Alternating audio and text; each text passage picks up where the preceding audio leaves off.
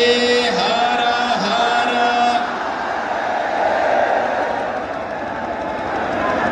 आज की इस चुनावी सभा में मंच पर उपस्थित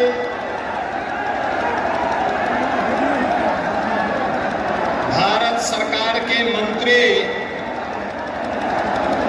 श्री सतीश चंद्र दुबे जी, उत्तर प्रदेश सरकार के वरिष्ठ मंत्री, उत्तर प्रदेश के पूर्व भारतीय जनता पार्टी के अध्यक्ष श्री सूर्य प्रताप शाही जी, इस क्षेत्र से लोकप्रिय प्रत्याशी और विधायक श्री राम सिंह जी, प्रत्याशी रामनगर श्री नंदकिशोर राम जी, माननीय सांसद सुनील कुमार जी, एमएलसी भीष्म सानी जी, पूर्व विधायक प्रभात रंजन सिंह जी, पूर्व मंत्री राजेश सिंह जी, उत्तर प्रदेश विधानसभा के सदस्य श्री विवेकानंद पांडे जी, पूर्व विधायक विजेंद्र सिंह जी, जिला अध्यक्ष भाजपा पारितोष राम जी, जिलाध्यक्ष राष्ट्रीय लोक मोर्चा अंबिका कुशवाहा जी, पूर्व जिलाध्यक्ष भूपेंद्र नाथ तिवारी जी,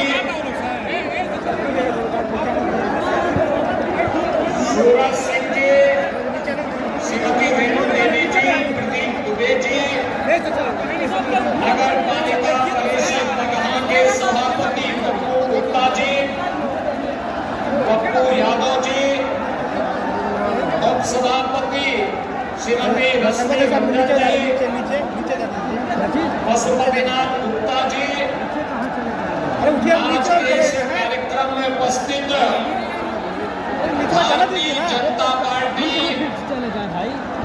जनता दल यूनाइटेड, हम लोजपा और राष्ट्रीय लोक मोर्चा के सभी पदाधिकारी और बगहा विधानसभा और रामनगर विधानसभा क्षेत्र से जुड़े हुए हजारों की संख्या में उपस्थित सभी बहनों और भाइयों, माता सीता को शरण देने वाली बगहा की इस पावन धरा को कोटि कोटि नमन करते हुए आप सभी बंधुओं का मैं हृदय से स्वागत करता हूं, अभिनंदन करता हूं। बहनों और भाइयों, बिहार का अपना गौरवशाली इतिहास है। प्रकृति और परमात्मा की सीम कृपा इस धरा पर है। बगल में ही हमारी पवित्र नदी गंडकी, यहीं पर हमारे सामने बहती हुई अपनी पूरी कलकल छलछल करते हुए बिहार के अविरल विकास की एक नई गाथा को कह रही है। बहनों और भाइयों, बगहा और रामनगर के लिए जितना पटना है उतना ही गोरखपुर और अयोध्या भी उनके लिए नजदीक है और उनके पास ही स्थित है। मैं देखता हूं कि हर वर्ष गोरखपुर में गोरखनाथ बाबा को खिचड़ी चढ़ाने के लिए लाखों की संख्या में यहां से श्रद्धालु जन जाता है, बाबा को खिचड़ी चढ़ा करके और अपनी मनोकामनाओं की पूर्ति करता है। ये मेरा सौभाग्य है क्या बिहार की इस पावन धरा पर बगहा के आप सभी जनता जनार्दन से मुझे संवाद करने का सौभाग्य प्राप्त हो रहा है। बहनों और भाइयों, इस बिहार की अपनी गौरव गौरवशाली गाथा रही हो। महात्मा बुद्ध को ज्ञान प्रदान करने वाली ये पावन धरा, 24वें तीर्थंकर भगवान महावीर को जन्म देने वाली ये पावन धरा, जिस धरा ने भारत के स्वर्ण युग को चंद्रगुप्त मौर्य और चाणक्य की जोड़ी ने भारत को एक स्वर्ण युग में ले जाने का काम किया हो। यानी स्वर्ण युग का मतलब समृद्ध और विकसित भारत बनाने का काम किया हो, वह धरती बिहार है। बहनों और भाइयों, जब भी भारत के आन बान और शान पर किसी ने हाथ डालने का दुस्साहस किया तो बिहार का नौजवान उठ खड़ा हुआ। याद करिए, कांग्रेस ने जब 1975 में लोकतंत्र का गला घोंटने का काम कांग्रेस ने किया था, तब बहनों और भाइयों, उस समय लोकतंत्र बचाने के लिए बिहार का नौजवान लोकनायक जयप्रकाश नारायण के नेतृत्व में खड़ा हुआ था। सामाजिक न्याय के दूत कर्पूरी ठाकुर भी इसी बिहार में जन्मे थे। देश के पहले राष्ट्रपति डॉक्टर राजेंद्र प्रसाद जी भी इसी बिहार में जन्मे थे। और यही नहीं, मैथिली और भोजपुरी को वैश्विक पहचान दिलाने वाली छठ गीतों के माध्यम से वैश्विक पहचान दिलाने वाली शारदा सिन्हा भी इसी बिहार की ऐसी पावन धरा को कौन न नमन करे। बहनों और भाइयों, एक गौरवशाली परंपरा और गौरवशाली गाथा के लिए जाने जाने वाला बिहार कांग्रेस और आरजेडी के कारण अपनी पहचान के लिए मुहताज हो गया। बहनों और भाइयों, कांग्रेस के समय में बिहार पिछड़ता गया, आरजेडी के समय में ये जंगल राज में बदल गया।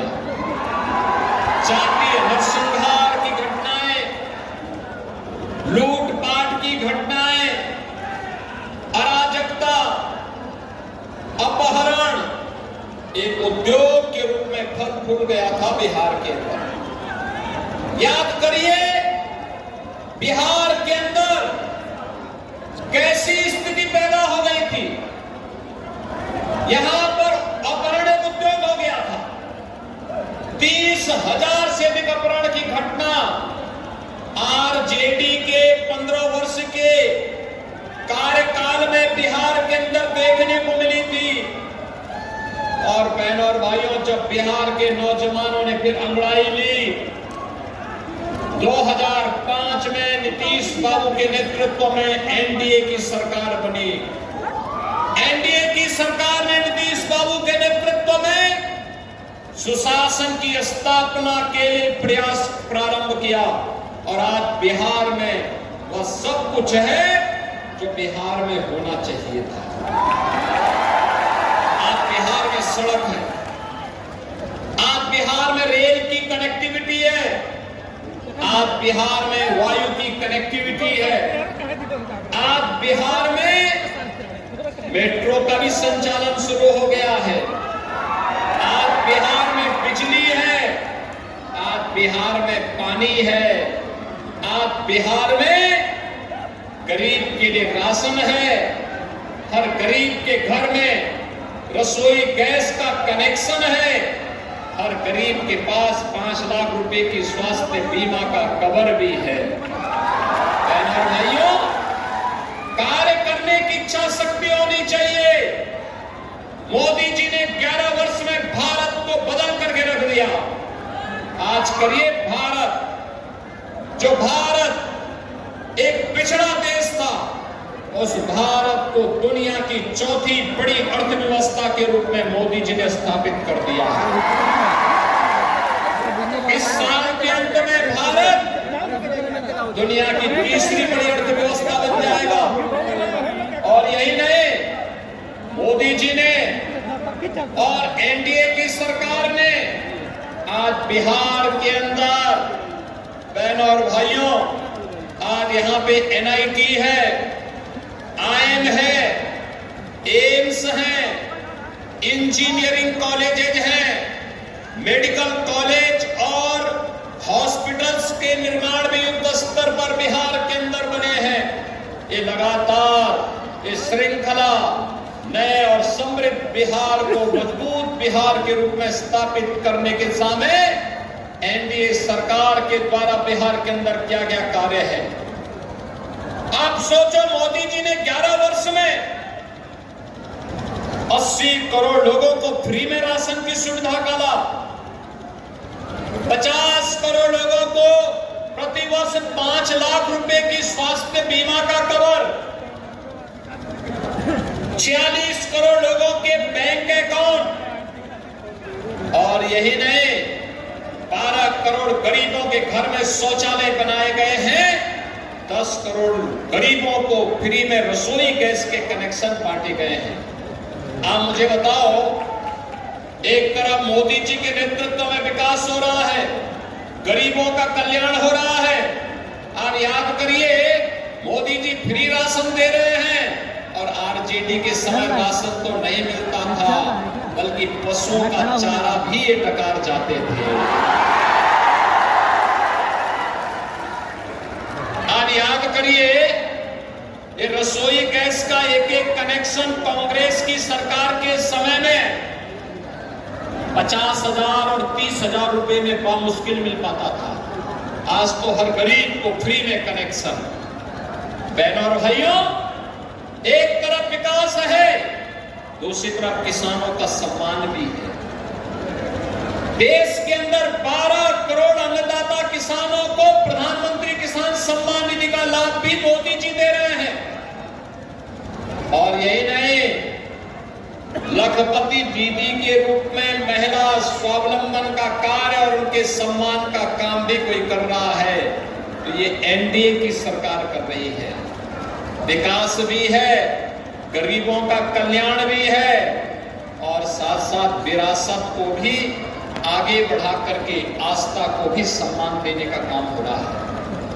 आप याद करिए, कांग्रेस की सरकार, RJD की सरकार में हम नारा लगाए करते थे कि रामलला हम आएंगे, मंदिर वहीं बनाएंगे। बोलते थे ना, बोलते थे ना। और तब कांग्रेस कहती थी राम तो है ही नहीं। तब RJD भगवान राम के मंदिर निर्माण के रथ को रोकती थी। समाजवादी पार्टी जो इनका पार्टनर है यूपी में, वह वहां पे राम भक्तों पर गोली चलाती थी। लेकिन हम तब भी कहते थे कि लाठी गोली खाएंगे, मंदिर वहीं, लाठी गोली खाएंगे, मंदिर वहीं। मंदिर का निर्माण, हमने कहा मंदिर का निर्माण करेंगे। मोदी जी प्रधानमंत्री बने, उत्तर प्रदेश में हमारी सरकार आई, राम मंदिर का निर्माण हो गया ना अयोध्या में। कोई संदेह है क्या? कोई संदेह है क्या? और अयोध्या में भगवान राम का मंदिर बना, तो वहां पे जो इंटरनेशनल एयरपोर्ट बना है, वो हमने बनाया है महर्षि वाल्मीकि के नाम पर। वाल्मीकि नगर यहां पर है, लेकिन इंटरनेशनल एयरपोर्ट का नामकरण अयोध्या में महर्षि वाल्मीकि के नाम पे पड़ा। याद करिए, वहां पर जब जाते हैं, फ्री में खाना जो मिलता है, वह खाना किसी रसोई में मिलता है तो उसका नाम है माता सबरी रसोई, माता सबरी के नाम पर। वहां पे रहने के लिए जो रेन बसेरा बसाव बना हुआ है, वह बना है निषाद राज के नाम पर, निषाद राज। बहनों और भाइयों, अयोध्या में 25 नवंबर को फिर से प्रधानमंत्री जी आ रहे हैं, और प्रधानमंत्री जी आकर के इस बार वहां भगवान राम, माता जानकी, और जहां राम होंगे वहां तो हनुमान जरूरी होंगे। बजरंगबली भी वहां विराजमान हो गए। हनुमानगढ़ी में तो बजरंगबली पहले से विराजमान है, राम जन्मभूमि में भी आ गए। महर्षि वाल्मीकि जी का भी महाकवि तुलसीदास जी का भी मंदिर वहां बन गया है, विश्वामित्र जी का भी मंदिर बन गया है, वशिष्ठ जी का भी मंदिर बन गया है, आदि शंकराचार्य के नाम पर द्वार, जगत गुरु रामानुजाचार्य, जगत गुरु रामानंदाचार्य, जगत गुरु माधवाचार्य के नाम पर भी द्वार, और भगवान राम माता जानकी को रावण के चंगुल से बचाने के लिए गिद्धराज जटायु ने अपना बलिदान दिया था। तो गिद्धराज जटायु का भी एक बहुत बड़ा चित्र वहां पे, बहुत बड़ी मूर्ति लगाई गई है। सेतु बंध के निर्माण में गिलहरी ने योगदान दिया, तो गिलहरी का भी एक मूर्ति वहां रखी गई है। बहनों और भाइयों, अगर अयोध्या में रामलला का मंदिर बनेगा तो सीतामढ़ी में माता जानकी का भी तो भव्य मंदिर का निर्माण होना है, और यही काम एनडीए ने किया है। याद रखिए, ये महागठबंधन कांग्रेस आरजेडी के रूप में झूठ का पुलंदा लेकर के झूठे वायदे करने के लिए आपके बीच आया है, और हम लोग तो मोदी जी के नेतृत्व में जो बोलते हैं वो करके दिखाते हैं।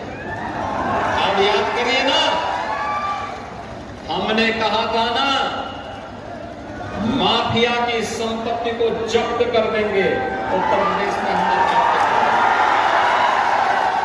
देखो, कल ही मैं लखनऊ में था, और लखनऊ में प्रातः काल बिहार प्रचार आने करने के लिए मैं कल गया की तरफ गया था, गया सासाराम की तरफ गया था। और बहनों और भाइयों, कल मैं एक दुर्दांत माफिया यूपी में था। ये आरजेडी और समाजवादी पार्टी का शागिर्द था, अपहरण करता था व्यापारियों का, डॉक्टरों का, इंजीनियर का, राह चलती हुई बेटियों का अपहरण करवा देता था। हमारी सरकार आई, आज उसका जहन्नुम का टिकट कट चुका है। उसने लखनऊ में डीजीपी के आवास के सामने बहुत बड़ी हवेली बना दी थी। हमने जांच कराई तो पता लगा कि ये सरकारी जमीन है, गरीबों की जमीन पे कब्जा करके बनाया है। तो हमने उसका भवन खाली करवाया, और खाली करवा करके फिर उसमें बहुत अच्छे ढंग से बुलडोजर से उसको समतल करवाया। और बहनों और भाइयों, समतल करवाने के बाद वहां पर एक ऊंची बिल्डिंग बनाई और गरीबों के लिए आवास बनाए। कल गरीबों को एक एक आवास बांट करके बनाया, 72 गरीब परिवारों को एक एक आवास उन्होंने दिया। अकेले उत्तर प्रदेश में अब तक 60 लाख गरीबों को एक एक आवास दिया जा चुका है, और ये केवल डबल इंजन की एनडीए की सरकार ही कर सकती है। ये लोग जो पशुओं का चारा खा जाते हो, नौजवानों की नौकरी में सेंध लगाते हो, इन लोगों से कोई उम्मीद मत करिए। ये लोग कुछ करने वाले नहीं है, ये अपने परिवार के अलावा किसी के बारे में नहीं सोचने वाले हैं, किसी के बारे में नहीं सोचने वाले हैं। इसीलिए तो आपने देखा है अभी बिहार का एक यादव नौजवान, जिसके पिता बिहार केसरी थे, उन्होंने कहा कि मैं तो भाजपा के साथ जुड़ करके सेवा का काम करूंगा, आरजेडी जैसे और इसलिए बहनों और भाइयों, आज मैं आपके पास आया हूं। आज बिहार में पहले चरण का चुनाव चल रहा है, और चुनाव में बिहार की माताएं, बिहार का नौजवान, बिहार का अन्नदाता किसान झोंक करके एनडीए को वोट दिए जा रहा है। 121 सीटों पे चुनाव हो रहे हैं, और रुझान बताते हैं कि 100 से ज्यादा सीटों पर एनडीए ही जीतने वाली है। तो बाकी जो 122 सीटें हैं, इनमें भी अगर यही परिणाम आपने दे दिया, तो बहनों और भाइयों, ये कांग्रेस और आरजेडी और इनके जितने भी पार्टनर हैं और पेशेवर खानदानी माफिया हैं, इन सब की जमानत जब्त होनी तय है। और यही कहने के लिए मैं आया हूं। याद करिए, ये क्षेत्र तो महर्षि भगवान वाल्मीकि के प्रति, माता जानकी के प्रति और भगवान राम के प्रति सदैव नतमस्तक रहा है। हमें भूलना नहीं चाहिए कि जो रामद्रोही है वो हम सबका विरोधी है ना? क्या रामद्रोही को वोट देंगे क्या? बताओ, जो आपकी आस्था के साथ खिलवाड़ करे क्या हम उसके साथ खड़े हो जाएंगे क्या? कतई नहीं होना है। आने वाली पीढ़ी में तो माफ नहीं करेगी। और इसीलिए हम सबको केवल एक ही बात तय करनी है, जो राम का नहीं वो हमारे किसी। और इसीलिए आपका आह्वान करने के लिए आया हूं। ये सीमावर्ती क्षेत्र है। उत्तर प्रदेश में तो सब कुछ अब ठीक है, अच्छा है। अब वहां दंगा नहीं होता, वहां गुंडागिर्दी नहीं, वहां पे न कर्फ्यू है न दंगा है। यूपी में अब सब चंगा है, चंगा। और वही चंगा करने के लिए सावधानी पूर्वक कार्य करना है। बंटना नहीं है, जाति पाति में नहीं बंटना है। बटेंगे नहीं, बटेंगे तो एक रहेंगे, सेफ रहेंगे। एक रहेंगे तो हमें सुरक्षित रहना है। तो एकजुट होकर के एनडीए की सरकार को फिर से बिहार के अंदर लाना है। सहमत हैं? सभी लोग सहमत हैं? सभी लोग सहमत हैं? यहां पर हमारे प्रत्याशी बगहा से हैं श्री राम सिंह जी, और प्रत्याशी श्री नंदकिशोर राम जी हैं रामनगर से। दोनों को विजयी बना करके भिजवाएंगे ना सभी लोग? एक पीछे बैरिकेड के पीछे, बाउंड्री वॉल के पीछे भी भारी संख्या में लोग हैं। वे सभी लोग भी अपना हाथ उठा करके बोले मेरी नजर उन तक पहुंच रही है। सभी लोग अपना आशीर्वाद देंगे ना? याद रखना, ये लोग जीतेंगे तब जब आप घर घर जाकर के मेरा भी और मोदी जी का भी और नीतीश बाबू का भी संदेशा घर घर पहुंचाएंगे। पहुंचाएंगे क्या? पहुंचाएंगे। प्रत्याशियों को विजयी बना के भेजना है। एनडीए के प्रत्याशी, चाहे वो बीजेपी से हो, जेडीयू से हो, और इसमें आपके राष्ट्रीय लोक मोर्चा से हो, या फिर एलजेपी से हो, या हम से हो, इनके सभी नेताओं का आशीर्वाद इन दोनों प्रत्याशियों को है। आशीर्वाद होगा ना? सभी का होगा। तो फिर मेरे साथ बोलेंगे, भारत माता की, भारत माता की, भारत माता की जय श्री राम, जय जय श्री राम।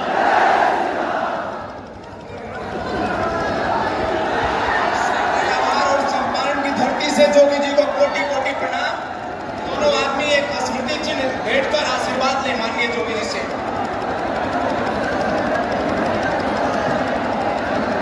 आप दोनों प्रत्याशी और केंद्रीय राज्य मंत्री जी स्मृति चिन्ह देकर आशीर्वाद लें। जय जय श्री राम। जोगी मोदी जिंदाबाद, बुलडोजर बाबा जिंदाबाद, जोगी मोदी जिंदाबाद, बुलडोजर बाबा जिंदाबाद। जय जय श्री राम। जोगी मोदी जिंदाबाद, बुलडोजर बाबा जिंदाबाद, जोगी मोदी जिंदाबाद, बुलडोजर बाबा जिंदाबाद। भारत माता की, भारत माता की।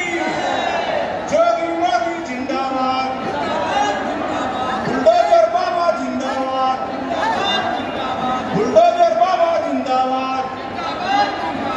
जोगी मोदी जिंदाबाद, जोगी मोदी जिंदाबाद, बुलडोजर